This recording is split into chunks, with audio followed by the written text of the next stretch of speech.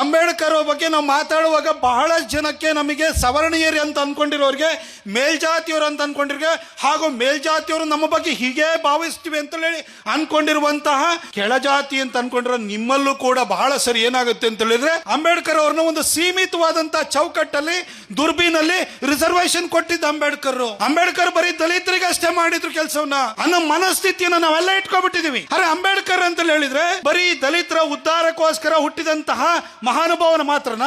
ನಿಮ್ಮ ಮನೆ ಒಳಗಡೆ ನೀವು ಭಕ್ತಿಯಿಂದ ನೀವು ಯಾವುದೇ ದೇವರನ್ನ ಪೂಜೆ ಮಾಡ್ಲಿ, ನೀವು ನಿಮ್ಮ ಧರ್ಮಗ್ರಂಥ ನಿಮ್ಮ ಮನೆ ಒಳಗಡೆ ನಿಮ್ಮ ಭಗವದ್ಗೀತೆ ಇರಬಹುದು, ನಿಮ್ಮ ಮನೆ ಒಳಗಡೆ ನೀವು ಭಕ್ತಿಯಿಂದ ಶ್ರದ್ಧೆಯಿಂದ ಬದ್ಧತೆಯಿಂದ ನೋಡುವಂತಹ ಧರ್ಮಗ್ರಂಥ ನಿಮ್ದು ಕುರಾನ್ ಇರಬಹುದು. ಹಾಗೆ ನಿಮ್ಮ ಮನೆ ಒಳಗಡೆ ನೀವು ಬೈಬಲ್ ಇಟ್ಕೊಂಡಿರ್ಬೋದು.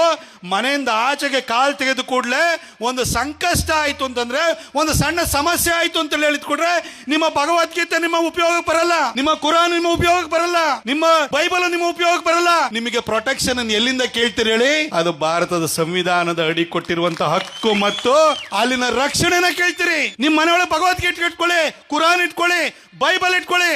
ಆದ್ರೆ ನಮ್ಮ ಭಾರತದ ಎಲ್ಲರಿಗೂ ಕೂಡ ಅನ್ವಯವಾಗುವಂತಹ ಒಂದೇ ಒಂದು ಧರ್ಮ ಗ್ರಂಥ ಅಂತ ಹೇಳಿದ್ರೆ ಅದು ಭಾರತದ ಸಂವಿಧಾನ.